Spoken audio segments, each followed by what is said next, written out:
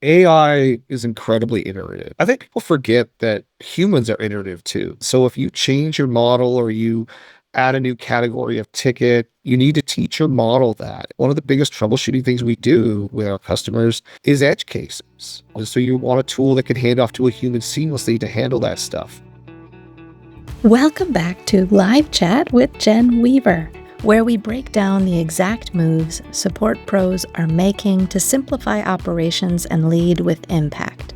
Today's guest is Craig Stoss, VP of Partner Solutions at Kodif, and if that sounds familiar, you're right, he's back for a second episode today to tackle a deceptively tricky topic, using AI to make your data useful. Craig has sharp takes on everything from cleaning your data and connecting scattered tools to spotting patterns your team might otherwise miss.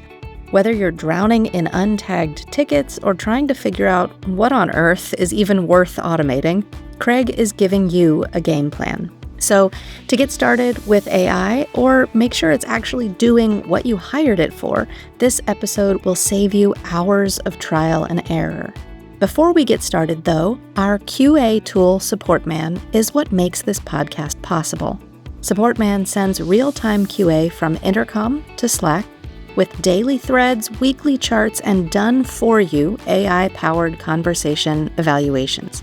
It makes it so much easier to QA Intercom conversations right where your team is already spending their day, in Slack.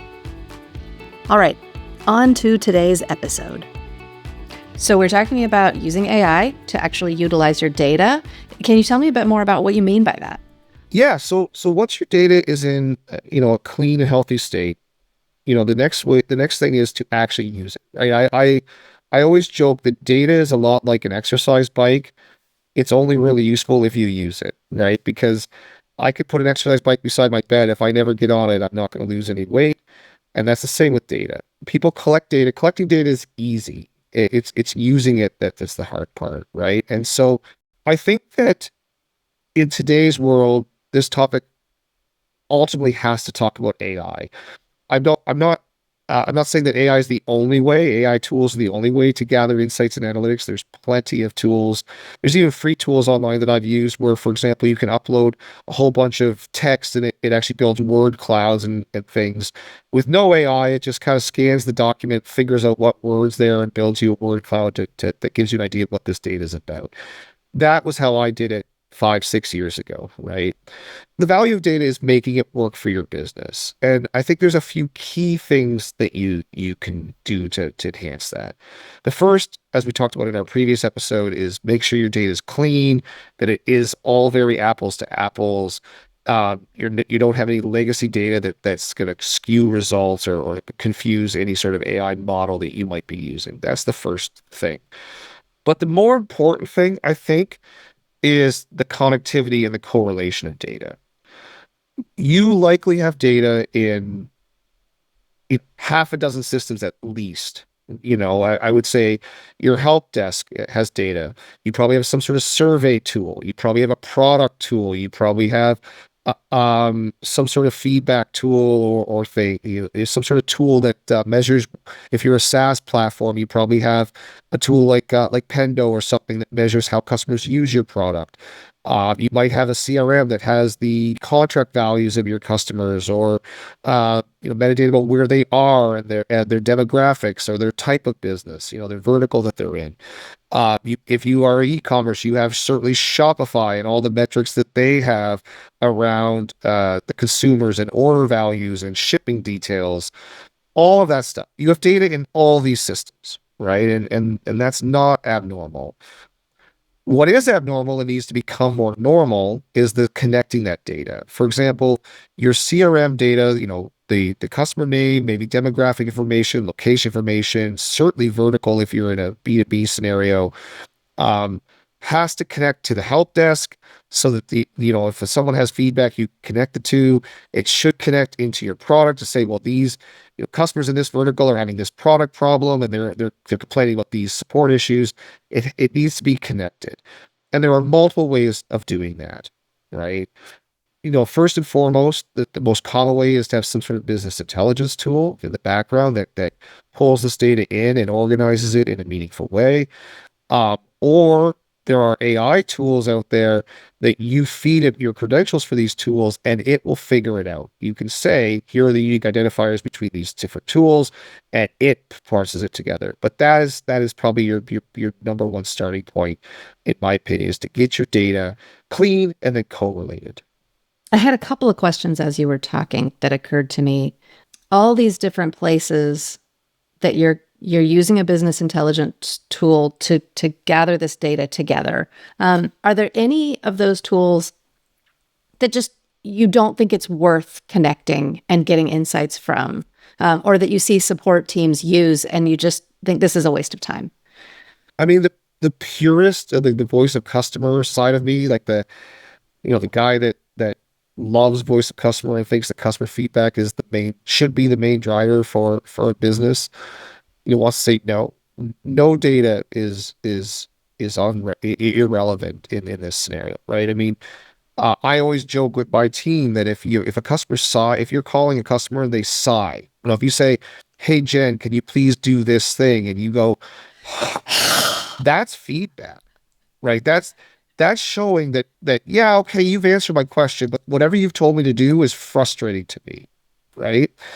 That's that's really hard to capture. I mean, it's incredibly hard to capture. AI could probably capture it in some sentiment analysis way, but that's useful feedback. And how do you train a team to capture that and relay that, hey, this thing that I said caused this reaction for a paying customer, right? So yeah, the purist in me wants to say all feedback is relevant, and the filter stage is post that. So feed it all into whatever your system is, and then post that, figure out, okay, well, yeah, this may be some noise over here that we should eliminate, right?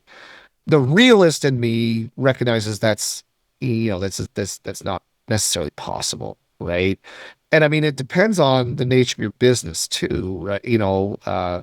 A great example. I had a friend years ago, back when AI and sentiment analysis were just kind of becoming a thing. This is well before ChatGPT was out, that they scanned Twitter for movie reviews and then they aggregated movie reviews kind of like a real-time Rotten Tomato. The idea was is that as a movie was reviewed, they would categorize the review as positive, negative, and they could give you real-time analysis. Like literally, you could watch it on a Friday night as a new movie premiered and see the real-time analysis of this movie and the sentiment about it. But it proved to be very difficult, right? Because what if your tweet mentions 10 movies, that the top 10 movies that you saw this weekend, and and they reviewed each of them separately. Well, how do you start to parse that out? And then there's obviously English language where it's like, oh, that movie was sick. Well, is that good or bad? And it's only gotten worse, right? In the sense of the amount of data that comes in is huge. It's petabytes of data that is being transferred on everything.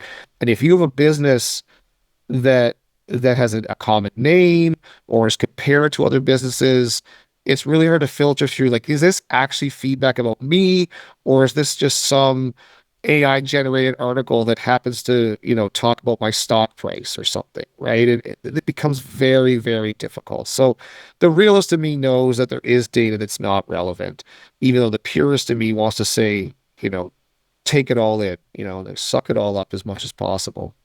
Yeah. Do you think AI at this point can effectively filter those things out? You just sighed like a customer. Yeah, I I just asked saw you it. an annoying Yeah. question. Yeah, no, no, it's not an annoying question. It's a great question, and just a difficult one, right? Hmm.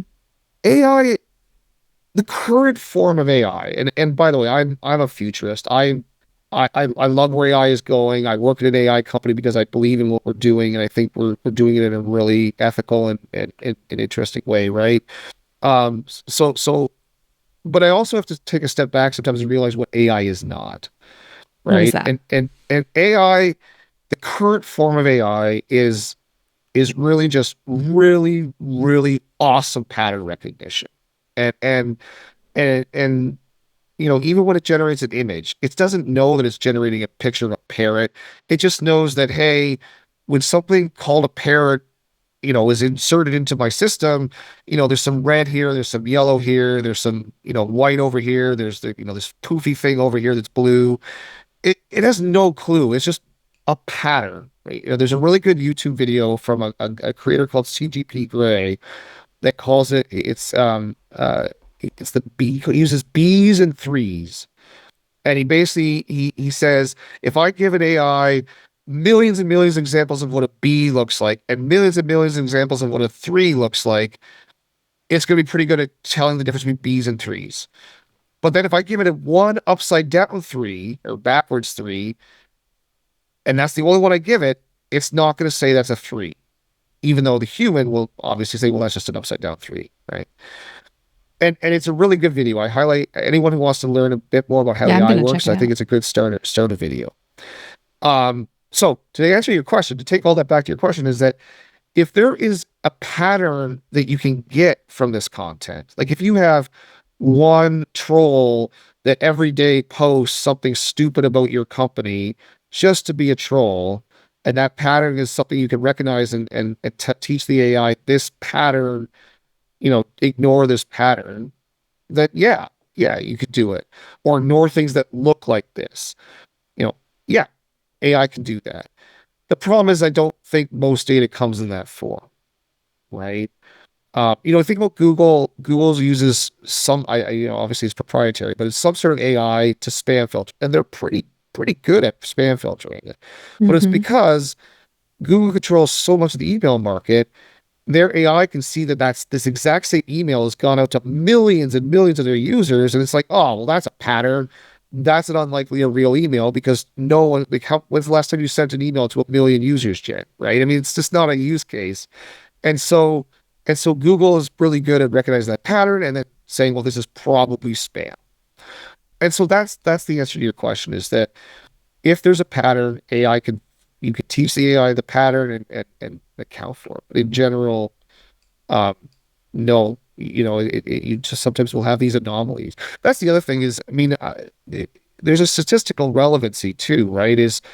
You know, in theory, you should have a long tail of kind of the anomalies on either side, and then The have bell your curve. bell curve of like, here's the stuff that you should actually focus on in the middle. And so, there's also an element of maybe you just chop off the bottom 20 and top 20% and say, okay, well, this is the real stuff, which ironically is actually why data, the old way is a problem, right? Because we know, for example, statistically, that people who fill out CSAT surveys are either in that top 20 of the happiest people or in the bottom 20 of the angriest people. And so you never get that middle opinion. Whereas AI is Mm-hmm. better at the middle opinion, and therefore it's in theory it should be more accurate to what the average customer is experiencing. But that makes me think too of a data problem that I've often thought about in support, which is, we're hearing from the people who are upset about something, and I worked at a company where there was one feature that people really would get hugely upset about, and I would deal with it all day long as a specialist. And my support leader reminded me, well, this is 0.06% of all users, right? And so, Yep. but that middle of that bell curve, what we're hearing about the most may not be the most relevant data for the business. It may be what product teams are bringing in, for example. That's a really good point. And I think what's interesting about that is it's a volume based question. So for example, if you have one small bug that annoys a small percentage of your customers, but it's a big impact, like whatever that is, right? However you define Mm-hmm. impact. Been there, done that. Yeah, how does that weight, in a weighted average against something that is in the middle of that bell curve that annoys a lot of customers but is lower impact, right? And Mm-hmm. um, at a previous company of mine, we actually did a really good job of this. I would argue we had every bug was categorized exactly by that. It was categorized by frequency and impact. And in fact, there's a in the auto industry, this is common for it's called failure mode analysis or something. I forget the exact acronym. But the idea is that, if you have a defect in your brakes that only happens one in a million times, but it kills you, like think of when it happens, That's serious. is that more or less important than something that happens one in a thousand times that might break your finger or your arm? Like is Hmm. and I'm not in any moral way or educational way allowed to make a judgment there. But which is it, right? And which should you prioritize from a fix? And I think that support is and product is similar. Like you need to have that deeper analysis. And that leads into a good kind of distinction, right? There's really two types of analytics you can get out of this data. You can search data for something you want to search for. So, for example, if there is a particular area of your product that you are interested in understanding, you can say to the AI, surface feedback about this area of the product, and it can tell you, can find those needles in the haystack and surface that to you. But I would argue the more interesting use case is the stuff that you're not looking for. Kodif has a feature where if a spike happens that and some new category is discovered, you can set a threshold to notify it. So a great example, we had an e-commerce company who uh, saw a spike. Sorry, a food company, not an e-commerce company, saw a spike in raw sweet potatoes being mentioned in emails and chat that had never been mentioned before, and they had a threshold set that within the day, a notification went to the support manager that said, "Hey, there's this new topic. We've seen this topic multiple times today. We've never seen it before. Something's up." And the support manager was able to look at those tickets, look at the customers, figure out that the all of these customers came from the same batch from one supplier, and realize that that supply had some raw sweet potatoes in it, and then was able to go and well, in our case, they could automate some of this, but they were able to go and say to the support team, "Hey, listen, this was our fault. There's definitely a problem here. If this is the wrong batch, give them a refund or whatever it is." That's interesting, right? From a data perspective, because not only is that real time, right, as opposed to waiting till the end of the month to gather some data, but it's something that you would may never have caught, especially if you have a large support team, that are remote and I handle the raw sweet potato ticket today. Never thought about it. Person two handles it, never thinks about it, right? There's the correlation isn't there to combine that knowledge and say, this is actually a trend. AI can build that trend for you. It's that pattern recognition that you were talking Yeah, about with AI. Yeah, yeah, on the exactly. large scale. Yeah. So those are the two types of data that I think are that sorry, two types of analytic you can derive from it. And often that tail that as we talked about, right, where is a one specific issue that isn't in that bubble, that's where that comes from. That's where that analytics where it says, hey, there's something here that we've doesn't feel right based on the rest of the trends we were aware of, right? And it could pop that up. In terms of your topic, is there anything else that you think support teams absolutely need to know, and especially the perspective of a support leader who may not have implemented AI yet for their data? What's a kind of an entry point? So I've always, yeah, that's a great question. I've always kind of pitched the kind of crawl, walk, run type concept with AI, right? It's important to understand if I were to go buy a VoIP telephone system for my business, and I would put every logo, Air Call, Ring Central, Five9, all of them on a wall, and throw a dart, I'm going to get a VoIP telephone system. At least 10 years ago, this was true. 10 years ago, this is true. Again, I know Five9 and Ring Central evolved quite a bit. Dial pads evolved quite a bit. But say 5, 10 years ago, throw a dart at them, I was going to get a VoIP telephone system. AI isn't like that, right? The tool market is incredibly complex. And not only is it incredibly complex from a use case standpoint, it is complex from the two companies that maybe are categorized the same. Conversational AI, chatbot, AI, agentic AI is a big new term. Even to companies that are in that same category or would result from the same Google search, do things so differently that it could actually change the way the model does or does not impact your business. I think step one in an AI journey is really clearly document what you're trying to do. And I mean, write it down and make sure that it resonates and even use numbers to prove that it is. So, are you trying to deflect volume? Like, deflection being a dirty word in support, is that your ultimately your goal? Are you trying to increase the efficiency of your human support? So you don't want to deflect volume, but when something gets to your humans, you want to make them more efficient. Are you trying to increase personalization? So it's you want to be well, maybe you're a luxury brand and you want to make sure that the agent knows not only that you are Jen Weaver, but that you are your last order was this certain size of shoes, and that you typically order colors, purple clothes, and so they can make smarter recommendations to you. In the food and beverage world, maybe it's are you a vegan? Are you gluten free? Personalization is huge Mm, in support. There is tons of these use cases. And you just need to be very specific with what you want. And then find a product that solves for those specific use cases. Because again, it's not so much about I want to buy AI, it's I want to buy a solution to these specific problems. And you may want to solve all of them and find a tool that can do all of them. That's again that they exist. You want to be sure that your tool matches your problem set.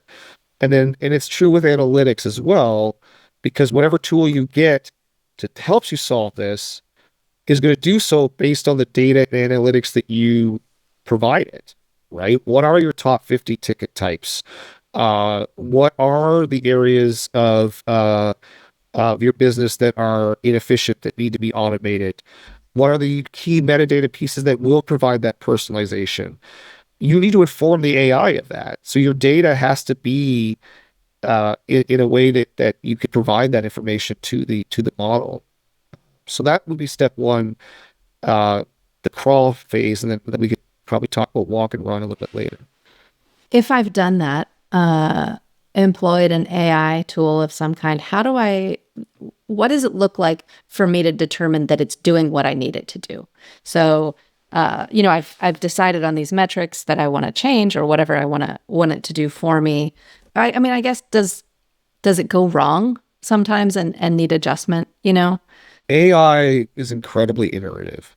I think people forget that humans are iterative too, right? If a new feature is released in a product, or if you have a new physical product that you're selling as an e-commerce brand, people just don't magically know that exists. And it's not like that old movie Computer Wore Tennis Shoes where, he injected everything into his brain, right? Or the Matrix, more recently. Humans need to learn things. And in the same way, AI tooling needs to learn things. And so if you change your model or you add a new category of ticket, you need to teach your model that. And so I was just speaking to a customer of Kodif this morning, and I said one of the biggest troubleshooting things we do with our customers is edge cases. So um, if you have an automation that works in the 99% case, and then all of a sudden you see one person that came in with that's missing a piece of information, or maybe they some anomaly, maybe they moved before the shipping occurred, and you know it's hard to automate those types of things. And so a human would probably need to be involved. And so you want a tool that can hand off to a human seamlessly to handle that stuff, right? I mean, think about the last time you had a complex situation that you needed to call an airline or a telecom company that wasn't a standard question. Sometimes you have to go through two or three humans to find the person that actually knows that answer. You will never automate that use case fully, right? And so, the key for AI tooling is to make sure it can get to the right person as quickly as possible. Yeah, that's impactful. I think that's often forgotten. Yeah. So when you talk about measuring success, it's certainly before and after comparisons of the number you're trying to impact. So, efficiency, that might be handle time, customer satisfaction or customer sentiment might be a measure of personalization. Containment is always a big one when it comes to AI of what are the answers that you're giving, and are they accurate, and are they solving people's problems? You want a system that can measure those things and tell you. But you have to understand that this is iterative. This is not a set it and forget it tool. I mean, you could set up Zendesk and probably never change it for 2 years, and it would still likely do its job, more or less. No, AI, you need to have someone that's monitoring in some capacity. I'm not saying it's a full-time job, but it's you need someone to look at it and assess it.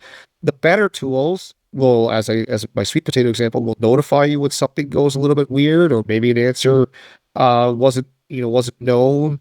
It will provide suggestions saying, hey, here's ways to enhance your system. The better tools will do that. So it's guided. It's less onerous or manual of a task, but it's still a task. I know you need to hop out in a minute. So just one more question. What's a tool or technology that you think every support leader should be looking into now? I think that in the future, this concept of personalization and the demands for real-time answers are going to be the two biggest trends in CX. We live in a world where, even my 6-year-old, he knows that he gets his TV shows if he clicks on his picture on my Netflix, right? Mhm. We live in a world where we get the content we want, we get the products we want. Amazon tells us what we should be buying. Food delivery companies are suggesting orders for you. Fridges are now telling you when you're going to run out of milk. We live in a world where everything is telling us that, this is what you want and this is when you want it. That is personalization, and that is real time. And that is coming into any sort of B2C and a lot of B2B businesses, right? So I think the technology you need to look into is something that solves those issues as it pertains to your business, right? That's the number one recommendation I have. Some of that doesn't have to be AI. Let me be very clear. You don't necessarily need AI for personalization. It could be an integration inside your help desk to pull in information that doesn't require artificial intelligence at all. So, just be clear, I'm not saying that AI is the only way forward, but personalization and real-time access to information. So in that front, I would say tools that are in either knowledge management and are able to give you like a help center that is real time. Certainly conversational AI can do that. AI agents can do that. When it comes to personalization, that could be integration, that could be AI, that could be any tool that connects. We talked about correlating your data set. Any tool that correlates your data set, that's going to help you there. So those are the types of tools and technologies that I would say every support leader at least needs to know what's in the market today, if not starting to build that strategy, because this trend is not going away. We are not going to become people that want less personalization and want to wait longer for our answers. That's just not going to happen. I really appreciate you being here. I know you need to hop out. I don't want to push you right up against your next meeting time. Oh, it's okay. Yeah, but thank you so much. I hope this was good. I hope it was useful. And thank you for having me. Thank you. Hey, thanks again to Craig for being here and sharing his data expertise. Just to review those steps again: 1, clean and connect your data first. 2, define your AI use case. Don't just quote buy AI. I'm making air quotes with my hands now as I do that. 3, choose a tool that matches your problem specifically. 4, expect iteration and maintain oversight. 5, use AI for known questions and unknown trends. That one I think is especially important. Craig breaks down the realities of working with support data, and if you'd like us to touch on data again in the future, please do reach out. Or if this episode sparked an idea or helped you rethink how you're using or ignoring your data, share it with a fellow support pro. It would mean a lot to us. Hit that subscribe button, drop us a rating, and join the newsletter. The link is in the description. And remember, our sponsor, SupportMan, makes this podcast possible. Please check it out. There's a 14-day free trial, and if you're using Intercom and Slack, it's an absolute no-brainer to deal with your QA automatically. Until next time, keep it practical, keep it human, and give your data something to do.